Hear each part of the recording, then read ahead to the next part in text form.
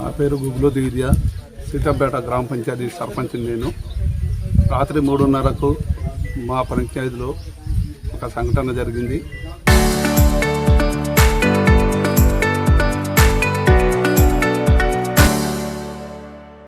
మూడున్నరకు నాకు తెలవగానే నేను ఎస్ఐ గారికి ఇన్ఫర్మేషన్ ఇచ్చా. డిపార్ట్మెంట్ వచ్చారు.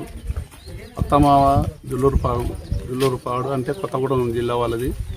అందులో బిడ్డలు ఇంటికి చుట్టాలు వచ్చిండు.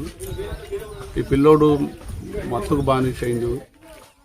మత్తు తాగి మత్తులో కరెంటు పెట్టి ఫస్ట్ మామని పెట్టడం జరిగింది. మామ చనిపోయింది అనుకొని అదేవిధంగా అత్త కూడా పెట్టడం జరిగింది. అత్త చనిపోయింది.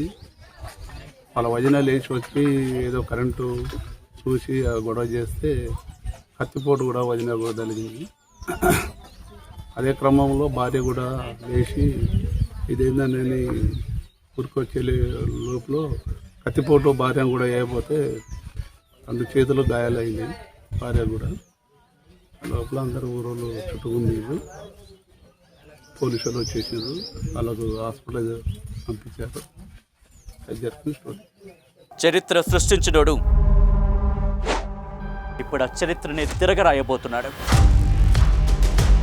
అబద్ధాల గోడల్ని బద్దలు కొట్టి నిజాలను రాగా మీ ముందుంచబోతున్నాడు.